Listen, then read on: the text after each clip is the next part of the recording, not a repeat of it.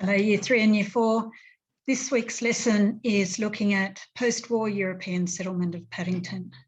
So we've looked up, last week we were looking at the effect of the war. So now we're looking at when it says post-war, it means just after the war. So we'll be dealing with about 2 decades, 20 years of things happening after the war. And how did that affect Paddington? Okay, well, Paddington Council was originally formed in 1860. So that was about the time when they were just starting to change from the estates and subdivide into the terraces. So Paddington had its own council, and of course in 1890 the council decided to build their own town hall, which is still there today, a beautiful building. And that's one of the photos from the inside of the building. It was opened in 1891. However, after the war, the New South Wales government realised that it could no longer rely on the poor inner city councils such as Paddington, Alexandria, Glebe, Newtown and Redfern to build their own infrastructure. The councils just didn't have enough money to build the roads or the libraries or the other things that all the people in those council areas needed. So in 1948, these small port councils were abolished and incorporated into the City of Sydney. So that's 3 years after the war. Okay, under the City of Sydney Council, the aldermen are the councillors who sit on the council. The aldermen supported clearing the slum areas of the city to be rebuilt as high-rise housing commission flats.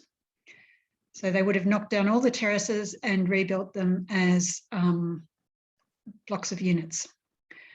The buildings in Paddington, as we discussed last week, the buildings in Paddington were run down through a lack of maintenance and too many people were living in cramped conditions.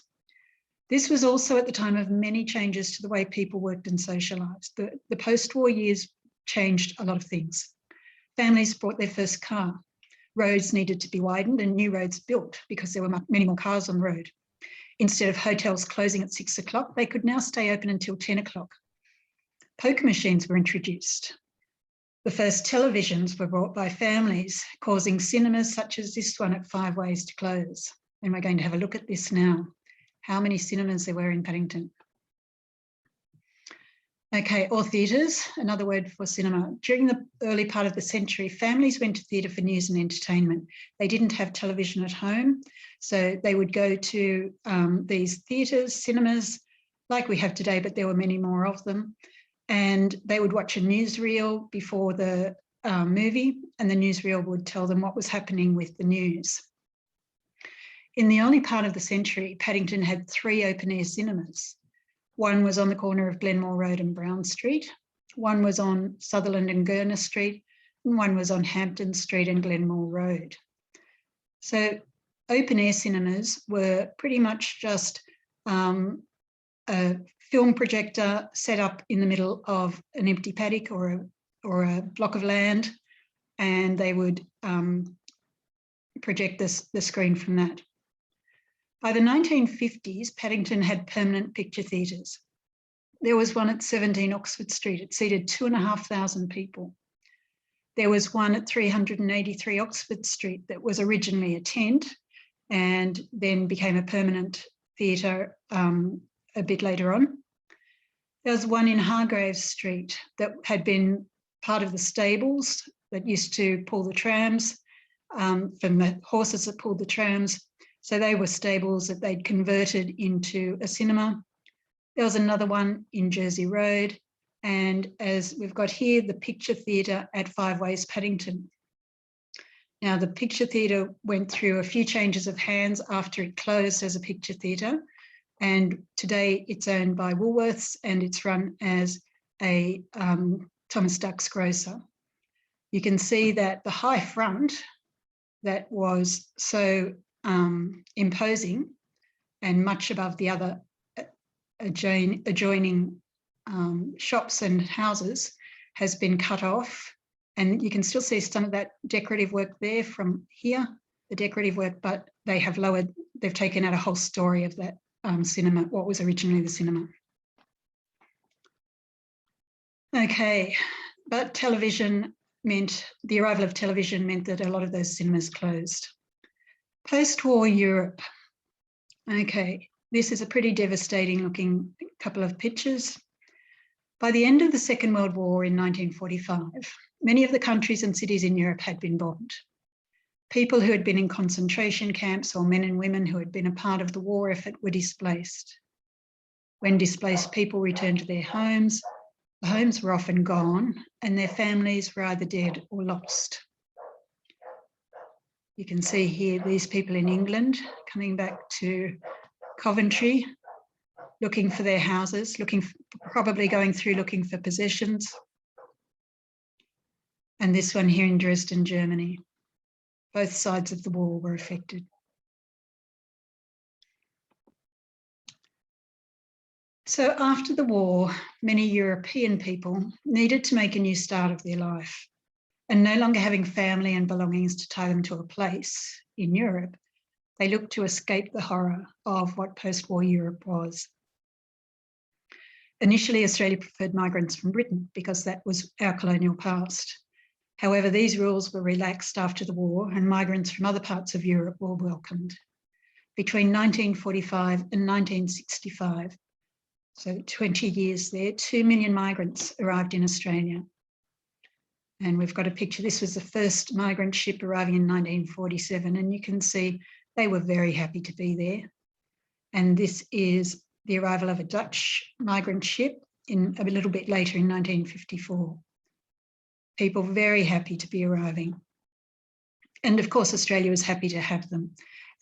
After we had been attacked by the Japanese in World War II, there was a feeling in Australia that we had to build our population to stop further attacks. Okay, now this picture here is showing the tram lines in the city and in the suburbs. So the tram lines came before the bus routes and sometimes before the trains.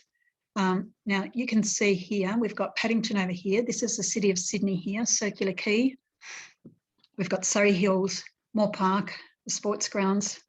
We've got Redfern here, Waterloo, and Alexandria is around this area here.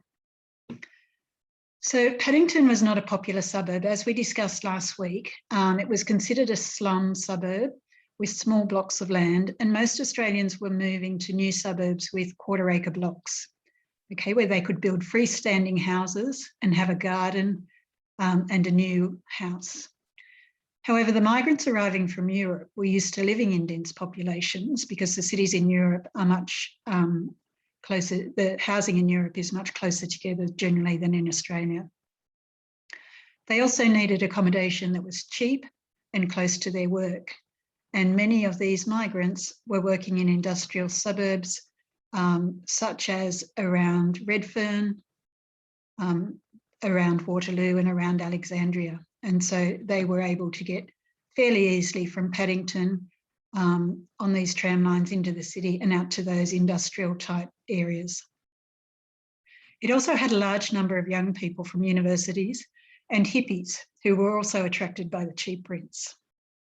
During the 1950s, as immigrants were arriving, some local people began to move into Paddington, recognising the potential for the restoration of Paddington terraces and the overall suburb.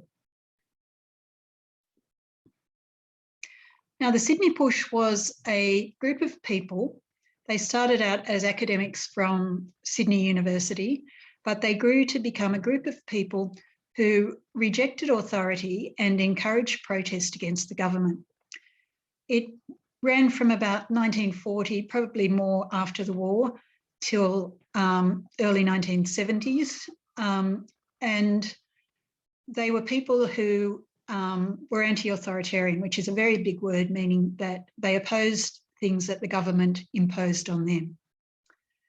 From Sydney University, it spread to include many inner city suburbs.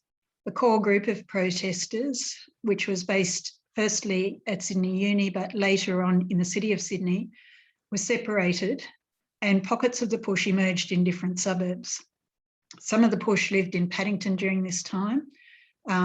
so when it dispersed into pockets, there were pockets sprung up at the Rose, Shamrock and Thistle Hotel and the Four in Hand Hotel in Paddington. Okay, and as I said before, there were some people who were starting to come into the suburb, Australian people or people from Australian background, not the recent immigrants.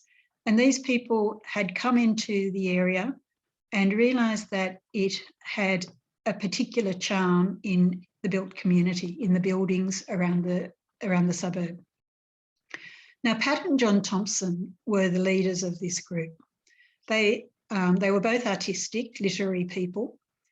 They moved into a house, a terrace in 66 Good Hope Street in the 1950s. John was a poet and he worked for the ABC as a broadcaster and producer.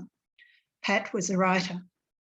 They found other literary, artistic and academic people in the suburbs, such as the Gazzards and Parsons, and they began to protest at developments that would change the character of Paddington. Now, remember we talked last time about it was a slum suburb, and the going belief by council and by government was that slum suburbs needed to be bulldozed and rebuilt, and as I said at the beginning of this presentation, rebuilt with blocks of flats. In 1964, Pat and John Thompson formed the Paddington Society with a group of other people with an aim to preserve the built environment of the Paddington community. The built environment is the terrace housing. And you can see here, this is Pat Thompson speaking at a rally or a protest to save Juniper Hall. So again, the government was trying to pull down Juniper Hall. This was Pat Thompson. You can see Juniper Hall in the background here. You can see that there were soldiers here, probably ready to do some, oh, they might have been helping her actually. This person here in the white pants, that was John Thompson. And just as a way, it's really nothing to do with this very much, but Pat and John Thompson were the parents of Jack Thompson, who is now a very famous Australian actor. And the gentrification of Paddington. So after all of those people, the migrants and the university students and the hippies had moved in, the area was still very run down. But the term gentrification refers to when the character of a poor area is changed by wealthy people moving in and they improve the housing and attract new businesses. Paddington had been a very working class suburb when it was populated by the migrants, university students and hippies. However, now there was an influx of academics, literary and artistic types, such as members of the Sydney Push and members of the Paddington Society, who were used to protesting against government plans. These people, holding office jobs or non-industrial workers, are referred to as white-collar workers because they go to work in white shirts and suits. Once the process of gentrification commences, it has a domino effect as the area becomes more desirable, attracting similar types of people, shops that are more upmarket, increasing property values, and then forcing the earlier residents out because they can no longer afford to live in the suburb with those high land values. Okay, and this is our last slide for today. I found this one by accident actually, but I thought I'd share it with you to show that not all of Paddington has escaped the larger blocks of units. And not that there's anything wrong with that. There's always a place for both in any suburb. But this sinkhole, you can see here in 1961, this sinkhole formed outside 25 Sutherland Street where there was a broken sewer line. So the sewers are the drains that go down the street, taking the wastewater away from the houses and out to the treatment plants. So there was a hole in this broken sewer line and it washed the whole side of the street away. And clearly this house is no longer livable. It's starting to collapse. And in its place, when I looked at Google Maps to see what was there, they must have knocked down the house and here is the block of flats that they built instead. All right, that's all I've got for us today. You have got a closed passage in your pack of resources or on Google Classroom. that you will need to do to follow up from this lesson. Thank you, everyone.